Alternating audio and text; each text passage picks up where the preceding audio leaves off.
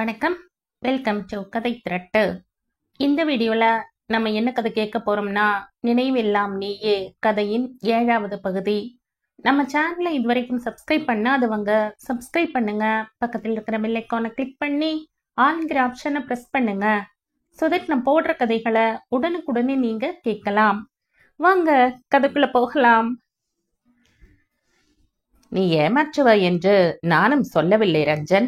உன்னால் திருப்ப முடியாவிட்டால் உன் அங்கிளுக்கும் உடம்பு முடியாது. ஒரு பிரச்சனை என்றால் அவரால் முன் போல அலையவும் முடியாது. ஒரு 5,000-10,000 என்றால் பரவாயில்லை என்றவர்.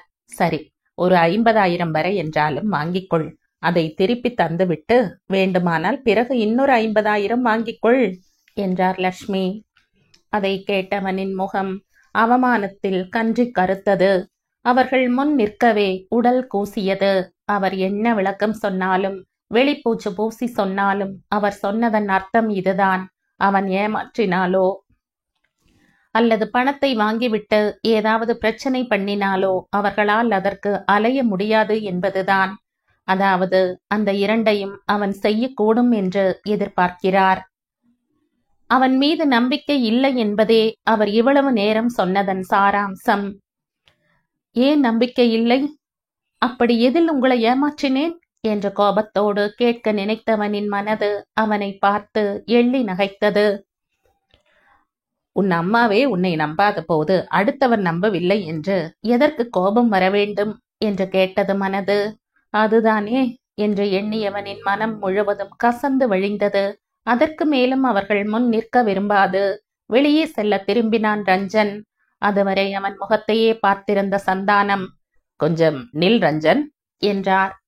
அவருக்கு அவன் மீது நம்பிக்கை இல்லாமல் இல்லை. அதற்காக வெறும் நம்பிக்கையின் பெயரில் அவ்வளவு பணத்தை கொடுப்பது முடியாதுதான். அப்படி இருந்தும் அவன் கேட்ட பணத்தை கொடுக்க அவர் மனம் விரும்பினாலும் மறுத்துவிட்ட மனைவியின் பேச்சை மீறி கொடுக்கவும் விருப்பம் இல்லை அவருக்கு. அவரே மனைவியை மதிக்காவிட்டால் மற்றவர்கள் மதிப்பார்களா? எனவே மனைவியை திரும்பி பார்த்துவிட்டு, ஒரு 1,00,000 தருகிறேன் ரஞ்சன், மாதா மாதம் கொஞ்சம் கொஞ்சமாக திருப்பு என்றார் அவர். இதை எந்த நம்பிக்கையில் தரப்போகிறீர்களா என்ற ரோஷத்தில் கேட்க துடித்த மனதையும் நாவையும் அடக்கினான். முன்னுக்கு வர வேண்டுமானால் சில அவமானங்களையும் வேதனைகளையும் சந்திக்கத்தானே வேண்டும் என்று எண்ணியவன், நன்றி அங்கிள், நிச்சயமாக உங்கள் பணத்தை திருப்பி தருவேன் என்றான் உறுதியான குரலில். அடுத்த நாள் வெள்ளிக்கிழமை மனைவியுடன் வந்த சந்தானம் அவன் கேட்ட 1,00,000 கொடுத்தார். மேலும் 3 லட்சங்களை கொடுத்து வங்கியில் வைப்பு செய்யும்படி சொன்னார். நன்றி அங்கிள் என்றபடி தன் பணத்தை பெற்றுக்கொண்டவன் அவரது பணத்தையும் வங்கியில் வைப்பு செய்தான். கையில் இருக்கும் பணம் போதாதே என்று யோசித்தவன் நடப்பதை கண்டுகொள்வோம் என்று எண்ணி தன்னுடைய மோட்டார் வண்டியையும் சுகந்தன் ஜீவனின் உதவியுடன் அன்றே விற்றான். அப்பா வாங்கி தந்ததுடா என்று அவர்கள் தயங்கிய போது, விடுங்கடா, சிலதை நினைக்கவே கூடாது என்று அந்த பேச்சுக்கு முற்றுப்புள்ளி வைத்து விட்டான். அதில் ஒரு 50,000 வரவே 1,50,000 லட்சத்துக்கு செருப்புகளை ஆர்டர் செய்தான். அன்று ஞாயிற்றுக்கிழமை. விசேஷ நாட்களை முன்னிட்டு கடைகள் திறக்கப்பட்டிருந்தது. மக்கள் கூட்டமோ வீதிகளிலும் கடைகளிலும் நிரம்பி வழிந்தது. அப்பாவுக்கு துணை என்கிற பெயரில் ரஞ்சனை பார்க்கும் ஆவலில் சித்ராவும் வந்திருந்தாள். பூவை சுற்றும் வண்டாய் வேலையில் பம்பரமாக சுழன்றவனையே அவள் விழிகள் சுற்றி சுற்றி வந்தது. அதை உணர்ந்தாலும் ரஞ்சன் அவளை கண்டுகொண்டதாகவே காட்டிக்கொள்ளவில்லை. அந்த மதிய வேளையில் நெற்றியில் வழிந்த வியர்வையை கூட துடைக்க நேரமின்றி வாடிக்கையாளர்களை கவனித்துக் கொண்டிருந்தவனை பார்க்க பார்க்க ஓடி சென்று அவன் நெற்றி வியர்வையை தன் கையால் துடைத்துவிட்டு அந்த பரந்த நெற்றியிலே இதழ்களை பறிக்கும் ஆவல் எழுந்தது அவளுக்கு. அதை செய்ய முடியாமல் போனதில் தகப்பனிடம் விரைந்தாள்.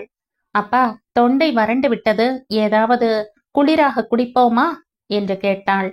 வாங்கி குடியேன் சித்து, இதையெல்லாமா கேட்டுக்கொண்டிருப்பாய்? அப்படியே எனக்கும் சொல்லு. அப்பா, நான் மட்டும் குடித்தால் நன்றாகவாயிருக்கும்? சும்மா இருக்கும் நமக்கே இப்படி என்றால் வேலை செய்பவர்களுக்கு எப்படி இருக்கும்? வெயில் வேறு அனலாக கொதிக்கிறது. அவர்களுக்கும் சேர்த்து வாங்குவோமா? அவர்களும் பாவம்தானே என்று நயமாக கேட்டாள். அட, என் மகளுக்கும் பொறுப்பாக நடக்கத் தெரிகிறதே என்று கேலி பேசியவர், அவர்களுக்கும் சேர்த்தே சொல்லு என்று மகளின் வேண்டுகோளுக்கு சம்மதித்தார். சரிப்பா என்றபடி துள்ளலோடு சென்றவள் முருகனை அழைத்தாள். என்னக்கா என்றபடி வந்தவனிடம், முருகா, கடையில வேலை செய்யற எல்லாருக்கும் சேர்த்து குளிர்பானம் ஏதாவது வாங்கி வா என்று சொல்லி பணத்தை கொடுத்து அனுப்பினாள். கொண்டு வந்தவனிடம் 3 பாட்டில்களை மட்டும் எடுத்து கொண்டவள், மீதியை எல்லோருக்கும் கொடுத்துவிடு என்று விட்டு தன்னிடம் இருந்ததில் ஒன்றை தகப்பனுக்கு கொடுத்தாள். இன்னொன்றை எடுத்துக்கொண்டு ரஞ்சனிடம் சென்றவள், இதயன், இந்தாருங்கள், இதை குடித்துவிட்டு வேலையை பாருங்கள் என்று நீட்டினாள். ஒரு வாடிக்கையாளரும் அருகே நின்றதில் அவர் முன்னால் அவளிடம் மறுக்க முடியாத போதும் அவன் பார்வை மற்றவர்களை பார்த்தது. முருகன் ஒவ்வொருவருக்கும் கொடுத்து கொண்டிருந்தான். குளிர்பானம் தனக்கு மட்டுமல்ல, எல்லோருக்கும் கொடுக்கப்படுகிறது என்பதை கண்ட பிறகே அவளிடம் அதை வாங்கிக் கொண்டான். அவனையே விழி அகற்றாது கவனித்துக் கொண்டிருந்தவள் அவன் குளிர்பானத்தை வாங்கியதும், அதென்ன, நான் தந்தால் வாங்க மாட்டீர்களா? மற்றவர்களை சுற்றி பார்க்கிறீர்கள். குளிர்பானம் என்றபடியால் எல்லோருக்கும் கொடுத்து உங்களுக்கும் தந்தேன். ஆனால் என் இதயத்தை உங்களுக்கு மட்டும்தானே என்னால் தர முடியும். அப்போது யாரை பார்த்துவிட்டு அதை வாங்குவீர்கள் என்று கேட்டாள். எதற்கும் இலகுவில் பதறாத ரஞ்சனையே பதற வைத்தது அவளது பேச்சு. பைத்தியமாடி உனக்கு, எங்க வைத்து எதை பேசுவது என்று இல்லையா என்று அவளிடம் மெல்லிய குரலில் சீறியபடி அவன் அருகில் நின்ற வாடிக்கையாளரை பார்த்தான். அவர் அங்கு இல்லாததைக் கண்டு ஆசுவாசப்பட்டவனிடம், அவர் அந்த பக்கம் போய்விட்டார் என்றவள், அப்போ தனியிடத்தில் வைத்து என்றால் என்னை ஏற்றுக்கொள்வீர்களா என்று கேட்டாள். அப்போதும் அவனுக்கு தான் பதட்டமாக இருந்தது. யாராவது பார்த்து விட்டாலோ அல்லது அவளின் உளறலை கேட்டு விட்டாலோ என்ன செய்வது? சும்மா எதையாவது உளறி எனக்கு கோபத்தை கிளப்பாமல் போ. நான் சும்மா சொல்லவில்லை இதயன், எனக்கு உங்களை பிடித்திருக்கிறது, உங்களுக்கும் என்னை பிடிக்கும் தானே என்று கேட்டவளை என்ன செய்வது என்று தெரியாது பார்த்தான் ரஞ்சன். எவ்வளவு இலகுவாக, அதுவும் அவர்களின் கடையில் வைத்தே, உள்ளறையில் அவளது அப்பாவும் இருக்கும் போதே இவ்வளவு பேர் சூழ தயக்கம் என்பதே சிறிதும் என்று சொல்பவளை மெய்யாகவே புரிந்து கொள்ள முடியாத பார்வை பார்த்தான் ரஞ்சன். அவள் விழிகள் பேசும் மொழிகளை மிக நன்றாகவே புரிந்து கொள்ள தெரிந்தவனுக்கு அந்த விழிகளில் அப்போது விளையாட்டு எண்ணம் சிறிதும் இல்லை என்று மிக நன்றாகவே தெரிந்தது. முகத்திலும் அவன் சம்மதிக்க வேண்டும் என்கிற ஆவலே வடிவாக நின்றவளின் பார்வையை தாங்க முடியாமல் விழிகளை அகற்றிக் கொண்டவன் என்றுமில்லாத விதமாக அவளிடம் தன்மையாக பேச முயன்றான். கஷ்டம் என்பதை அனுபவிக்காமலே வளர்ந்ததில் உனக்கு எல்லாமே விளையாட்டாக தெரிகிறது. அதுதான் இப்படி எதையெதையோ சொல்கிறாய். தயவு செய்து என்னுடன் உன் விளையாட்டை வைத்துக் கொள்ளாதே. உனக்கு நானும் பொருத்தமில்லை, எனக்கு நீயும் பொருத்தமில்லை. ஏன் நான் உங்களுக்கு பொருத்தமில்லை? என்னை தவிர வேறு எவளையாவது உங்களுக்கு பொருத்தமாக்க நினைத்தீர்கள் என்று வையுங்கள், உங்களை தொலைத்து கட்டி விடுவேன் என்றவளை பார்த்தவனுக்கு இப்போது ஏனோ கோபத்துக்கு பதிலாக சிரிப்புதான் வந்தது. ஆனாலும் அதை காட்டிக்கொள்ளவில்லை அவன். சும்மாவே ஆடுவாள், இதில் அவன் சிரிப்பது வேறு தெரிந்தால் தலை மேலேயே ஏறி அமர்ந்து விடுவாள் என்று நினைத்து அதை மறைத்தவன் கடுமையை முகத்தில் பூசிக்கொண்டான். எனக்கு பொருத்தமாக வேறு ஒருத்தி இருக்கிறாள், அதுவும் சின்ன வயதில் இருந்தே. உன்னால் என்ன செய்ய முடியுமோ அதை செய்து கொள். இப்போது என்னை விடு, நான் வேலையை பார்க்க வேண்டும். என்னது, சின்ன வயதிலிருந்தா? என்ன காதலா? இதை நான் நம்ப வேண்டுமாக்கும்? இந்த சிடுமூஞ்சிக்காக எவளாவது சின்ன வயதிலிருந்தே காத்திருப்பாளா? ஏதோ நான் என்றபடியால் பாவம் பார்த்து உங்களை காதலிக்கிறேன். அந்த அவளிடம் சொல்லி வையுங்கள், நீங்கள் எனக்குத்தான். எவளாவது எனக்கும் உங்களுக்கும் இடையில் வந்தால் அவளை என்ன செய்வேன் என்று எனக்கே தெரியாது என்று கோபமாக படபடத்தவள் விசுக்கென்று அங்கிருந்து நகர்ந்தாள். சொல்லும் அவளையே பார்த்து கொண்டிருந்தவனின் உதடுகள் புன்னகையை சிந்தின. மனதுக்குள் ஒருவித குதூகலம் தோன்றுவதையும் தவிர்க்க முடியவில்லை. ஆனால் ஒரு பெருமூச்சை வெளியேற்றியவன் தன் வேலைகளை பார்க்க தொடங்கினான். அடுத்த வாரத்தில் ரஞ்சன் ஆர்டர் கொடுத்திருந்த செருப்புகளும் வந்திறங்கி விடவே அவனுக்கு வேலை வேலை வேலை என்று மட்டுமே ஆனது. காலையில் ரிபோக்குக்கு வந்தால் அங்கு இரவு 8 மணிக்கோ அல்லது 9 மணிக்கோ வேலை முடிந்தால் தன்னுடைய கடைக்கு அப்படியே செல்பவன் வீடு செல்வது அடுத்த நாள் விடியல் காலையில் 2 மணிக்கோ 3 மணிக்கோ தான். உறங்கும் நேரம் 2 அல்லது 3 மணி நேரங்களாக சுருங்கிய போதும் அவனது மனமோ உடலோ சோர்வு அடையவே இல்லை. இன்னும் ஆர்வமும் கஷ்டப்படுவதில் இஷ்டமும் தான் உண்டானது. சுகந்தனும் ஜீவனும் கூட அவனுக்கு சளைக்காது கஷ்டப்பட்டனர். வீட்டில் தாயுடன் சும்மாவே தேவைக்கு மட்டுமே பேசுபவன் இப்போது இன்னுமே பேச்சை குறைத்து கொண்டான். அப்படி பேசுவதற்கு அவனுக்கு நேரமும் இல்லை. திங்கட்கிழமை கடையை திறக்க இருப்பதால் அந்த வாரத்தின் சனி ஞாயிறு மற்றும் திங்கள் 3 நாட்களும் சந்தானத்திடம் கேட்டு விடுப்பு எடுத்துக்கொண்டான் ரஞ்சன். அன்று வெள்ளிக்கிழமை வங்கியில் பணம் போட நடையில் சென்று கொண்டிருந்தான் ரஞ்சன். இன்னும் 2 நாட்களே இருந்தன கடை திறப்பதற்கு. அடுத்து செய்ய வேண்டிய வேலைகளை மனதில் வரிசைப்படுத்திக் கொண்டே நடந்து கொண்டிருந்தவனின் அருகில் ஸ்கூட்டி ஒன்று திடீரென வந்து நின்றது. அந்த ஸ்கூட்டியே வந்திருப்பது யார் என்பதை உணர்த்த முறைப்போடு அவளை பார்த்தான் ரஞ்சன். சாதாரணமாக பார்க்கவே தெரியாதா உங்களுக்கு? கேட்டது சாட்சாத் சித்ராவேதான். அவளுக்கு பதிலை சொல்லாது தங்களை யாராவது பார்க்கிறார்களா என்று வேகமாக சாலையை ஆராய்ந்தன அவன் விழிகள். யாரும் பார்க்கவில்லை.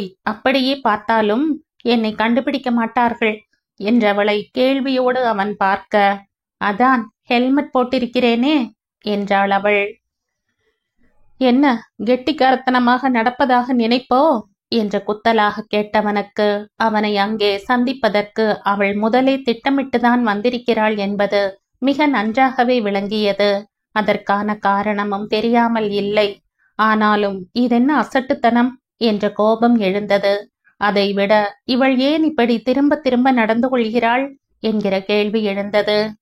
கோபத்தில் முகம் கடுகடுக்க அவளை முறைத்துவிட்டு நடக்கத் தொடங்கினான். என்னோடு பேசாமல் போனீர்கள் என்றால் ஹெல்மெட்டை கழட்டிவிட்டு உங்களுக்கு பின்னாலேயே வருவேன். அதை கேட்டவனின் நடை நிற்க முகம் இன்னும் கடுப்புற்றது. கொஞ்சமாவது அறிவோடு பேசி பழகு. நீ ஹெல்மெட்டோடு நிற்கிறாய், உன்னை தெரியாது. சரி, ஆனால் என்னை தெரிந்தவர்கள் யாராவது பார்த்தால் என்ன நினைப்பார்கள்? இதில் ஹெல்மெட்டை வேறு கழட்டப் போகிறாளாம். சாலையில் வைத்து ஒரு ஆணுடன் நின்று பேச உனக்கு வெட்கமாக இல்லையா? நான் எதற்கு வெட்கப்பட வேண்டும்? யாரோ ஒரு ஆணுடன் நான் பேசவில்லை, என் இதயனுடன் தான் பேசுகிறேன். அதனால் எனக்கு ஒன்றுமில்லை என்றாள் அவளும் அவனுக்கு சளைக்காது. அவள் சொன்ன என் இதயன் அவன் மனதை நிறைக்காமல் இல்லை. எவ்வளவு தடுக்க முயன்றாலும் இதயம் குளிராமல் இல்லை. ஆனாலும் இதற்கு எதிர்காலம் இல்லையே. நான் உன் இதயன் இல்லை என்றான் கடுமையான குரலில் மனதை மறைத்து. நீங்கள் என் இதயன்தான், எனக்கு மட்டும்தான் நீங்கள் சொந்தம் என்று அவனுக்கு குறையாத அழுத்தமான குரலில் சொன்னவள். சரி சொல்லுங்கள், அன்று நான் கேட்ட கேள்விக்கு என்ன பதில் என்று கேட்டாள். அவளை ஒரு முறை முறைத்துவிட்டு, அதற்கு அன்றே பதில் சொல்லிவிட்டேன் என்றான் அவன். எது? உங்களுக்காக எவ்வளவு ஒருத்தி காத்திருப்பதாக சொன்னதா?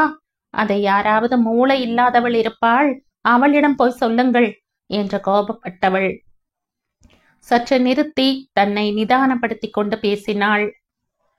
நான் கேட்பது உங்களுக்கு புரியவில்லையா ரஞ்சன்? நான் கேட்பது உங்களுக்கு புரியவில்லையா இதயன்? அல்லது நானாக உங்களை தேடி வந்து என் அன்பை சொல்வதால் உங்களுக்கு இளக்காரமாக இருக்கிறதா என்று அவன் விழிகளை பார்த்து குரல் அடைக்க கேட்டவளை அதிர்ச்சியோடு பார்த்தான் ரஞ்சன்.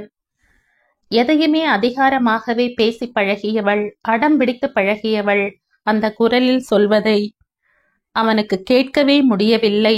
மனதுக்குள் வலித்தது. சித்ரா அப்போதும் அவனிடமிருந்து விழிகளை அகற்றாது சொன்னாள்.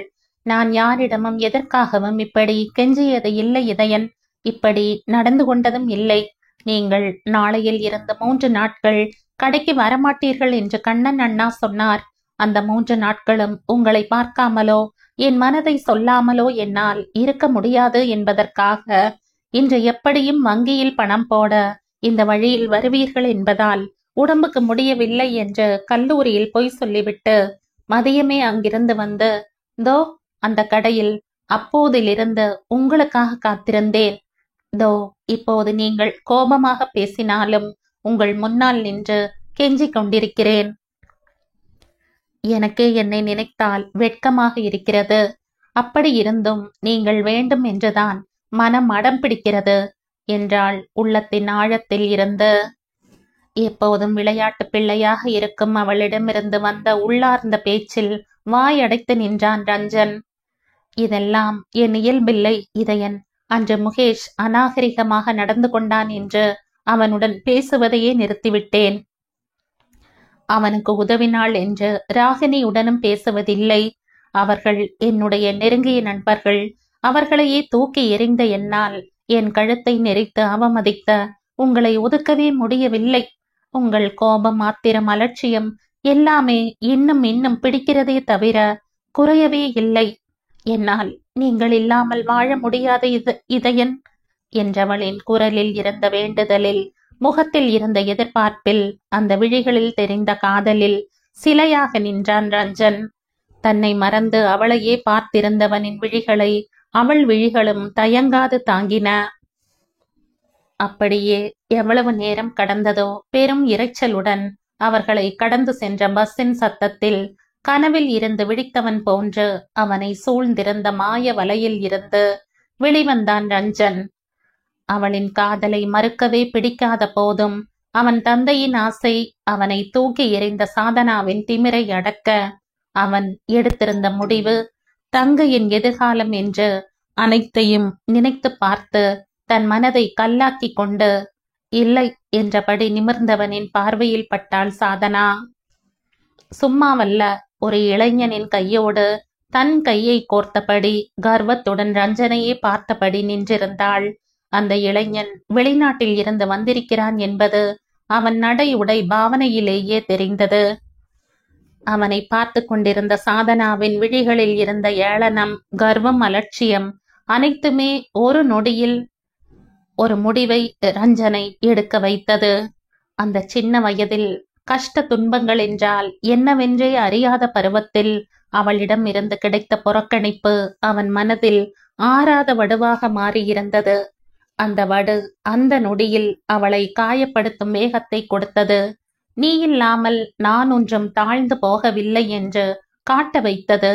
அவள் முன்னால் தலை நிமிர்ந்து நிற்க வேண்டும் என்கிற வெறி எழுந்தது. அவையெல்லாம் ஒன்றாக சேர்ந்து சித்ராவின் கேள்விக்கு பதிலை சொல்ல வைத்தது.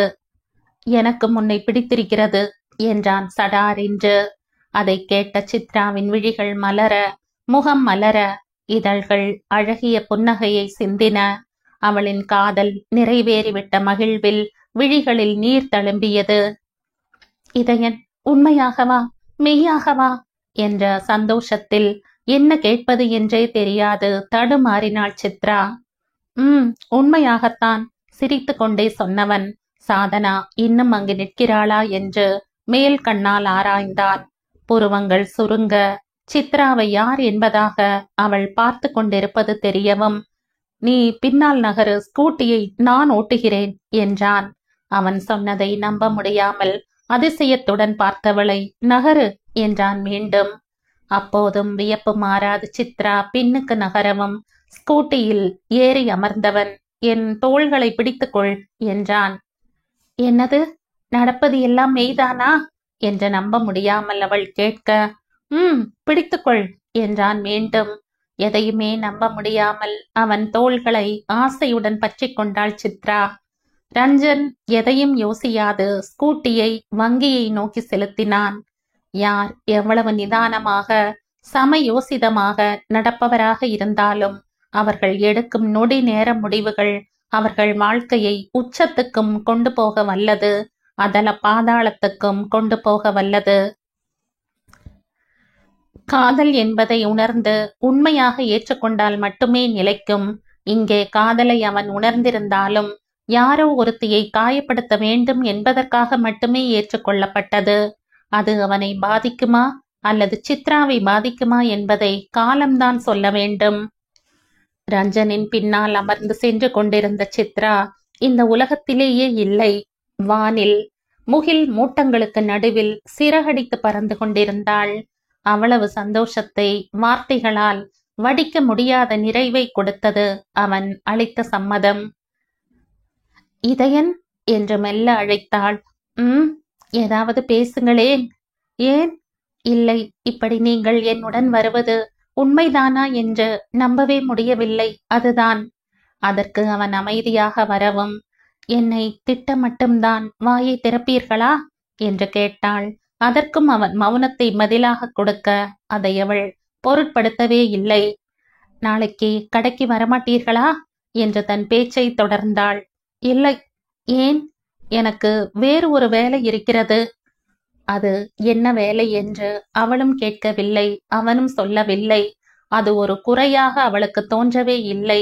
அவன் அவளை ஏற்றுக்கொண்டதே போதுமானதாக இருந்தது.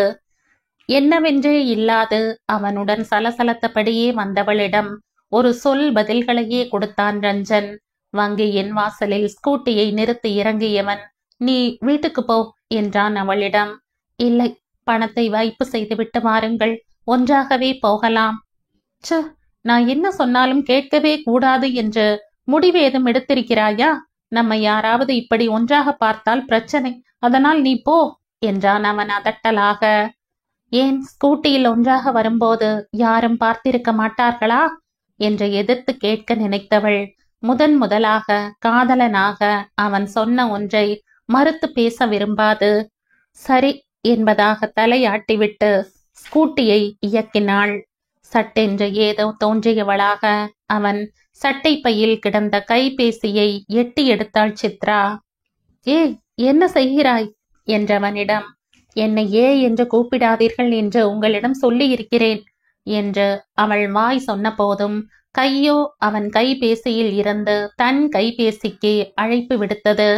அது ஒலி எழுப்பியதும் அவன் கைபேசியை நிறுத்திவிட்டு, இந்தாருங்கள் என்று அவனிடம் கொடுத்துவிட்டு, பாய் இதயன் என்றபடி ஸ்கூட்டியில் சிட்டென பறந்தாள் சித்ரா.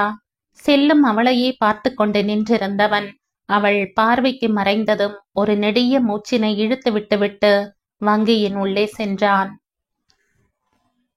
அதன் பிறகு வந்த அவனது நேரம் முழுவதும் அவனுக்கு சொந்தமாக இல்லாமல் வேலை வெட்டி முறித்தது. அடுத்த 2 நாட்களும் மிக மிக வேகமாக பறந்தது. அவனுக்கும் அவனது நண்பர்களுக்கும் இரவு பகல் பாராது கடுமையாக கஷ்டப்பட்டார்கள். அதுவரை வாங்கிய செருப்புகள் போதாமல் இருந்தாலும் அவற்றை பரவலாக அந்த கடை முழுவதும் அடுக்கினார்கள். பெயர் பலகை செய்வது கூட அந்த நேரத்தில் அனாவசிய செலவாகப்பட பெயர் அற்ற கடையாக திங்கட்கிழமை திறப்பு விழா கொண்டாட காத்திருந்தது அவர்கள் கடை. போதுமான செருப்புகள் இன்றி, ஒரு பெயர் இன்றி, சாதாரணம் என்று கூட சொல்ல முடியாத அளவுக்கு கடை இருந்தாலும் அவர்களின் மகிழ்ச்சிக்கு குறைவே இல்லை. பின்ன அது அவர்களின் சொந்த கடையல்லவா? அவர்கள் மூவரினதும் எதிர்காலத்தின் ஒளிக்கீற்று அல்லவா? மனதில் பெரும் பரவசத்துடன் பரபரப்புடன் பல எதிர்பார்ப்புகளுடன் அந்த ஞாயிறு இரவு கடந்தது ரஞ்சனுக்கு.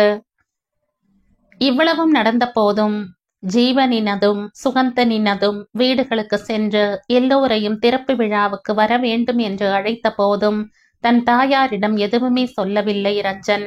அந்த அளவுக்கு கோபமும் பிடிவாதமும் அவனிடம் ஆழ பதிந்திருந்தது. திங்கட்கிழமை அன்று காலையில் நேரத்துக்கே எழுந்து தயாரானவன் அப்போதும் தாய் தங்கையிடம் எதுவுமே சொல்லாமல் கிளம்பி கோயிலுக்கு சென்று மனமாற கும்பிட்டான். பரபரப்புடன் கடைக்கு சென்றவனை மங்களத்தை ஏந்தி நிற்கும் பொன் மஞ்சள் நிற சுடிதாரில் புன்னகை நிறைந்த முகத்துடன் எதிர்கொண்டவள் சித்ரா. அவளை கண்டதும் ஆனந்தமாக அதிர்ந்தவனின் உதடுகள் யாழி என்று அவள் பெயரை சத்தமில்லாமல் உச்சரித்தன தன்னால். இவளுக்கு எப்படி தெரியும் என்கிற பதட்டமோ, சந்தானத்திடம் சொல்லி விடுவாளோ என்கிற பயமோ இன்றி அந்த நொடியில் ரஞ்சனின் மனதில் தோன்றிய உணர்வு மகிழ்ச்சியே. நண்பர்கள் மூவருமாக சேர்ந்து அந்த கடையை உருவாக்கிய போதும் வாழ்வில் அடுத்த கட்டத்துக்கு அடியெடுத்து வைத்திருக்கும் அவனை வாழ்த்தவோ பாராட்டவோ அல்லது அவனை பார்த்து மகிழவோ யாரும் இல்லை என்ற வேதனை அவன் உள் மனதில் அரித்து கொண்டே இருந்தது. அவளை கண்டதும் அந்த வேதனை மறைந்தது. இனி நன்றாக வந்து விடுவோம் என்கிற நம்பிக்கை இருந்தாலும் நம் கடைக்கு யாராவது வருவார்களா வியாபாரம் நடக்குமா என்கிற மெல்லிய பயம் கூட இருந்தது அவனுக்கு. கடையின் திறப்பு விழாவின் ஆரம்பமாக சுவாமிக்கு வைக்கப்பட்டிருந்த குத்து விளக்கை ஏற்றக்கூட ஒருவர் இல்லாமல் தாங்களே எல்லாவற்றையும் செய்ய வேண்டும் என்று நினைத்திருந்தவனுக்கு அவளது வரவு பேரானந்தத்தையே கொடுத்தது. வேகமாக அவளை நெருங்கியவன் முகம் பளிரிட, "ஹே யாழி, வா வா" என்று சந்தோஷமாக வரவேற்றான். அதை கேட்டவளோ இனிதாக அதிர்ந்தாள். விழி விரிய அவனையே பார்த்தவளின் மனதில் தோன்றிய ஆனந்தத்துக்கு அளவே இல்லை. அதனால் வரை அவளை சித்ரா என்று கூட அழைத்திடாதவனின் யாழி என்கிற அழைப்பு பரவசத்தை கொடுத்தது. அந்த அழைப்பிலேயே தன்னை மறந்தவள் வரிசை பற்கள் தெரிய அவன் சிந்திய பளீரிடும் புன்னகையில் மயங்கியே போனாள். அவனது கோபப் பார்வையையே காதலித்தவளை மலர்ந்த முகமும் அதில் நிறைந்திருந்த மகிழ்ச்சியும் சொக்க வைத்தது. அவன் முகத்தில் இருந்து பார்வையை அகற்ற முடியாது நின்றவளின் மோன நிலையை கலைத்தது ஜீவனின் குரல். "யாருடா இந்த மாரியாத்தா?" சுகந்தன் சைக்கிளை மிதிக்க முன்பக்கம் அமர்ந்திருந்த ஜீவன் கேட்டான். அவளின் மஞ்சள் நிற உடை அவனுக்கு அம்மனை நினைவுபடுத்தியது போலும். நெஞ்சில் நிறைந்தவனின் முகத்தை ரசிக்க விடாது தடுப்பது யார் என்கிற கடுப்பில் திரும்பியவளின் விழிகள் ஜீவனை முறைத்தன. "பாருடா மாரியாத்தா முறைக்கிறத" என்றான் மீண்டும். கோயிலுக்கு சென்று வந்ததன் அடையாளமாக நெற்றி முழுவதும் திருநீரும் பெரிய சந்தன பொட்டும் தாங்கி நின்ற ஜீவன் கையில் வேறு தட்டு வைத்திருந்தான். அவனை பார்த்து, "இதயன், யார் இந்த பிச்சைக்கார?" என்று சித்ரா கேட்ட கேள்வியில் பொங்கிவிட்டான் ஜீவன். "என்னது பிச்சைக்காரனா? நானா? டே, என்னடா உன் நண்பனை யாரோ ஒருத்தி அவமானப்படுத்துற பார்த்துட்டு இருக்க?" என்று ரஞ்சனிடம் முறையிட்டான். பதில் சொல்லாத புன்னகையோடு ரஞ்சன் நிற்க ஜீவனை ஏற இறங்க பார்த்தாள் சித்ரா. "பார்த்தா அப்படித்தானே தெரியுது." தன் கையில் இருந்த தட்டை சட்டென்று சுகந்தனின் கையில் திணித்துவிட்டு, "அது திருநீறு சந்தனம் வைக்க எடுத்து வந்த தட்டு" என்றான் ரோஷத்துடன். "ஓ" என்று இழுத்தவளின் இழுவையே அவனை சீண்டியது. "டே, யாரா இவ?" என்று ரஞ்சனிடமே திரும்பவும் கேட்டான் ஜீவன். "இவதாண்டா அவ" என்றான் ஜீவன். "எவ?" "சித்ரா" என்றான் ரஞ்சன் ஜீவனின் காதருகில் குனிந்து. "என்னது?" என்று கேட்டவனின் கை ஒரு கன்னத்தை பற்ற அவளை திரும்பி பார்த்தான் ஜீவன். அவனின் செய்கையிலேயே ரஞ்சனை அவள் அடித்தது அவனுக்கும் தெரிந்திருக்கிறது என்பதை யூகித்தவள், "என்ன, நான் யார் என்று தெரிந்து விட்டதா?" என்று கேட்டாள். ஜீவனின் தலை பூம் பூம் மாடு போன்று ஆடியது. "அது அந்த பணிவு எப்போதும் இருக்கட்டும்" என்று அவனிடம் சொன்னவள், "கடையை திறவங்கள் இதயன்" என்றாள் ரஞ்சனிடம் உரிமையாக. "என்னது, இதயனா?"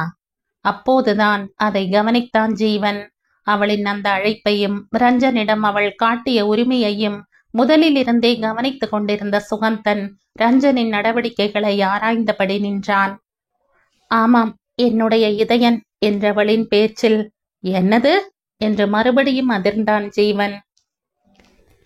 "ஏண்டா, போயும் உனக்கு இந்த சண்டிராணி தான் கிடைச்சாளா?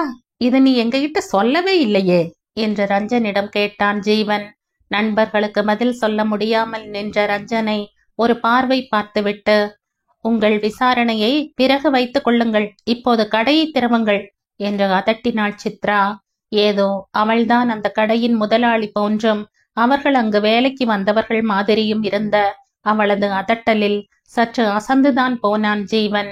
அவளை பார்த்தபடி நின்றவனின் முதுகில் தட்டி, "அவ அப்படித்தான், நீ வாடா" என்று சிரிப்போடு சொன்ன ரஞ்சன் கடையை திறந்தான். இதையெல்லாம் பார்த்து கொண்டு நின்ற சுகந்தன் யோசனையாக ரஞ்சனை பார்த்தான். அவன் கடை திறப்பது சந்தானத்துக்கு தெரியாது என்று சொல்லியிருக்கிறான். அப்படி இருக்க அவர் மகள் வந்திருக்கிறாள். இதை எதையும் அவன் யோசிப்பது போன்று தெரியவில்லை சுகந்தனுக்கு. அவள் முன் அதை கேட்க முடியாது என்பதால் மௌனமாகவே நின்றான். ரஞ்சனுக்கு அடுத்த ஆளாக கடைக்குள் நுழைந்த சித்ராவின் பார்வை கடையை ஆவலுடன் வலம் வர, "விளக்கு ஏற்று" என்றான் ரஞ்சன் அவளிடம்.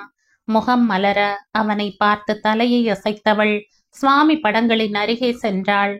ஒரு மோடா போன்ற ஒன்று போடப்பட்டு சுவாமி படங்கள் வைக்கப்பட்டு அவற்றின் முன்னே ஒரு சின்ன குத்து விளக்கு ஒன்று வைக்கப்பட்டிருந்தது. உரிமையோடும் ஒருவித சொந்தத்தோடும் ஒரு குடும்ப தலைவியின் பாங்கோடும் அந்த விளக்கை ஏற்றினாள் சித்ரா. கண்களை மூடி கைகளை கூப்பி வணங்கியவளின் மனம் கடவுளிடம் என் இதயன் இன்னும் இன்னும் முன்னேற வேண்டும் என்று பிரார்த்தித்தது. 3 ஆண்களும் அவளுக்கு பின்னால் நின்று கண் மூடி தங்கள் வேண்டுதல்களையும் பிரார்த்தனையையும் கடவுளிடம் முன்வைத்தார்கள். விபூதி தட்டில் இருந்த திருநீரை கைகளில் தாங்கியவள், கொஞ்சம் குனியுங்கள் இதயன் என்றாள் ரஞ்சனிடம். முகம் மலர சற்றே அவன் குனிய அவன் நெற்றியில் திருநீரை இட்டவள் அப்படியே சந்தனம் குங்குமத்தையும் இட்டாள். கண்களில் காதல் மின்ன அவளையே பார்த்திருந்தான் ரஞ்சன். அவனுக்கு மட்டுமல்ல, சுகந்தனுக்கும் ஜீவனுக்கும் கூட அவள் அதை செய்ய தவறவில்லை. அதை எதிர்பாராத அவர்கள் இருவருக்கும் மனம் நெகிழ்ந்துவிட கண்கள் மெலிதாக கலங்கின. நன்றிம்மா என்றான் சுகந்தன் நெகிழ்ந்த குரலில். எதற்கு அண்ணா நன்றி? என் அண்ணாவுக்கு நான் செய்ய மாட்டேனா என்றவள் ஜீவனை முறைத்து கொண்டே. ஆனா இந்த பிச்சைக்காரனை மட்டும் என் அண்ணனா ஏத்துக்கொள்ள முடியாது என்றாள். சட்டென்று ஜீவனின் முகம் வாடிவிடவும், சரி சரி போனால் போகிறது என்று உங்களையும் என் அண்ணாவாக ஏற்றுக்கொள்கிறேன் என்றாள் சித்ரா. உடனே முகம் பளிரிட, நானும் போனால் போகிறது என்று இந்த மாரியாத்தாவை தங்கையாக ஏற்றுக்கொள்கிறேன் என்றான் ஜீவன். மாரியாத்தாவுக்கு கோபம் வந்து, நீங்க பார்த்ததில்லையே, உங்க நண்பனிடம் கேளுங்கள், சொல்வார் என்றாள் ரஞ்சனை கண்ணால் காட்டி. கேட்காமலேயே அவன் எல்லாம் சொல்லிவிட்டான் என்ற ஜீவனின் பார்வை இப்போது அவளை பயபக்தியுடன் பார்த்தது. மலர்ந்த புன்னகையுடன், எப்போதும் இந்த பயம் இருக்கட்டும் என்றாள் அவள் மிரட்டலாக. கடையில் எஞ்சி இருந்த சின்ன சின்ன வேலைகளை பார்த்தபடி இருந்த ரஞ்சனின் விழிகள் முதலாக வரப்போகும் வாடிக்கையாளருக்காக வாசலிலேயே தவம் கிடந்தது. முதல் வியாபாரம் செய்வதற்கு விசேஷமாக யாருக்கும் அவர்கள் அழைப்பு விடவில்லை என்பதை விட அப்படி அழைப்பதற்கு யாரும் இல்லை என்பதுதான் உண்மை. நாதன் ரஞ்சனுக்கு கடையை கொடுத்துவிட்டு கொழும்புக்கு சென்று விட்டிருந்தார். ரஞ்சனும் அன்று கடைக்கு விடுமுறை என்பதால் கண்ணனால் கடை திறக்கும் போதே வர முடியாது. மதிய உணவு வேளையில் வருவதாக சொல்லி இருந்தார் அவர். சுகந்தன் ஜீவனின் குடும்பங்கள் வரும்தான், ஆனால் எப்போது என்று தெரியாது. எனவே முதல் வியாபாரம் எப்போது யாருக்கு நடக்கும் என்கிற எதிர்பார்ப்புடன் அவன் காத்திருக்க ஒரு ஜோடி செருப்புகளுடன் வந்தாள் சித்ரா. இதயன், வாருங்கள், வந்து பில் போடுங்கள் என்றாள். ஹே யாழி, உனக்கு பில் போடுவதா? போடி, உனக்கு விருப்பமானதை நீ எடு என்றான் அவன் சந்தோஷமாக. அவசரப்பட்டு வார்த்தைகளை விடாதீர்கள் இதயன், பிறகு நான் எல்லாவற்றையும் எடுத்துக்கொள்வேன் என்று அவள் சொல்லி முடிக்கும் முன்பே, பாத்தியாடா, கடை திறந்து 1 மணி நேரம் கூட ஆகல, அதுக்குள்ள மூடு விழா கொண்டாட பாக்குறாய்வ என்றான் ஜீவன். அவனை பார்த்து முறைத்துவிட்டு, ஒன்றை எடுத்தால் இன்னொன்று இலவசம் என்பது மாதிரி ஏதும் கொடுக்கிறீர்களா இதயன்? அப்படி ஏதும் இருந்தால் இந்த செருப்புக்கு இலவசமாக அவரை எனக்கு தாருங்கள். என் ஸ்கூட்டி நடுரோட்டில் பழுதாகி நின்றுவிட்டால் தள்ளி கொண்டு போக ஆள் வேண்டும் என்றாள் சித்ரா. அதை கேட்ட சுகந்தனும் ரஞ்சனும் சிரிக்க அவர்கள் மூவரையும் முறைத்தான் ஜீவன். பிறகு ரஞ்சன் மறுத்த போதும் விடாது ஒரு தொகை பணத்தை கொடுத்து அந்த செருப்புகளை வாங்கி அவர்களது கடையின் வியாபாரத்தை நல்லபடியாக ஆரம்பித்து வைத்தாள் சித்ரா. நண்பர்கள் மூவரின் முகத்திலும் அது சந்தோஷத்தை கொடுத்தது. கடைக்கு வருபவர்களை வரவேற்க சுகந்தன் கடை வாசலில் நின்று கொள்ள, ஜீவன் கடைக்குள் நிற்க ரஞ்சன் சித்ராவோடு நின்றிருந்தான். உங்கள் கடையில் முதல் ஆளாக செருப்பு வாங்கி இருக்கிறேன், குடிக்க ஏதாவது தரமாட்டீர்களா இதயன் என்றவள் அங்கே நின்ற ஜீவனை காட்டி, வேலை வெட்டி இல்லாம சும்மாதானே நிக்கிறார், அவரை அனுப்பி ஏதாவது வாங்கி வர சொல்லுங்க என்றாள். டேய், அவளை சும்மா இருக்க சொல்லு, இல்லைன்னா நான் பொல்லாதவன் ஆயிடுவேன் என்றவனை இன்னும் சீண்டினாள் சித்ரா. இப்ப மட்டும் நல்லவரா இருக்கிறதா நினைப்போ? டேய் என்று பல்லை கடித்தான் ஜீவன். விடுமச்சா என்ற ஜீவனை சமாளித்த ரஞ்சன் சித்ராவை எதுவுமே சொல்லவில்லை என்பதை கவனிக்காமல் இல்லை ஜீவன். நண்பர்கள் தன்னை கவனித்துக் கொண்டிருப்பதை உணராத ரஞ்சன், தாகமாக இருக்கிறதா, குளிர்பானம் இருக்கிறது, பொறு எடுத்து வருகிறேன் என்றபடி கடையின் பின்பக்கம் சென்றான். அவனை பின்தொடர்ந்தாள் சித்ரா. அங்கே குட்டியாக ஒரு அறை இருந்தது. அங்கு நண்பர்களின் குடும்பத்தவர்கள் வந்தால் கொடுப்பதற்கு என்று குளிர்பானங்கள் வாங்கி வைத்திருந்தான் ரஞ்சன். அதில் ஒன்றை எடுத்துக்கொண்டு திரும்பியவனின் கழுத்தில் தன் கைகளை மாலையாக்கினாள் சித்ரா. அதை எதிர்பாராததில் அதிர்ந்து நின்றவனின் கழுத்தை தன் பக்கமாக இழுத்து அவன் கன்னத்தில் தன் இதழ்களை ஆழப் பதித்தாள் சித்ரா. சில் என்று அவன் கன்னத்தை தாக்கிய அவள் இதழ்களின் இனிமையில் மயங்கி நின்றவனின் விழிகளையே பார்த்து, இந்த கடை இன்னும் இன்னும் பெரிய கடையாக வரவேண்டும் இதயன். கட்டாயம் வரும். நீங்களும் முன்னுக்கு வருவீர்கள். அதற்கு என்னுடைய அன்பான வாழ்த்துக்கள் என்றவள் அவன் மறு கன்னத்திலும் தன் இதழ்களை பதித்தாள். அதிலே திக்கு முக்காடி போனவன் தன்னை மறந்து அவள் இடையை பற்றினான். ஹேய் ராட்சசி, என்னடி இதெல்லாம் என்ற கிசுகிசுத்தவனின் குரலில் இருந்தது இரக்கம் மட்டுமே. தலையை ஒரு பக்கமாக சரித்து புருவங்களை உயர்த்தி விழிகளில் குறும்பு கொப்பளிக்க, என்னவென்று தெரியாதா உங்களுக்கு என்று கேட்டவளின் அழகில் சொக்கிப் போனான் ரஞ்சன். இடையை பற்றி இருந்தவனின் விரல்களின் அழுத்தம் கூட. வேகமாக அவள் முகம் நோக்கி குனிந்தவன் சட்டென்று தன்னை மீட்டு கொண்டான். வெளியே 2 பேர் நிக்கிறானுங்க என்றான் விலகலுக்கான காரணம் போல. அவர்கள் எப்போது வேண்டுமானாலும் வரலாம் என்பதை உணர்ந்த சித்ராவும் அவன் கழுத்தில் இருந்து தன் கைகளை விலக்கி கொண்டு அந்த அறையை விட்டு வெளியே செல்ல திரும்பவும் அவள் கையை பற்றி இழுத்தான் ரஞ்சன். என்ன என்பதாக அவள் திரும்பி பார்க்க அவளை இழுத்து தன்னோடு சேர்த்து இறுக அணைத்தான் ரஞ்சன். அந்த அணைப்பு நெகிழ்ந்து இருந்தவனின் மனதில் அவளது வரவால் உண்டான நிறைவை சொல்வது போல் இருக்க, எதுவுமே கேட்காத சித்ரா குறும்பு சிரிப்போடு செல்லமாக அவன் தலையில் குட்டினாள்.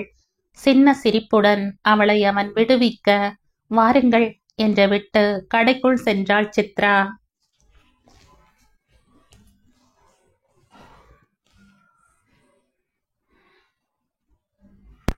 இந்த கதையின் தொடர்ச்சியை அடுத்த பதிவில் கேட்கலாம். நன்றி.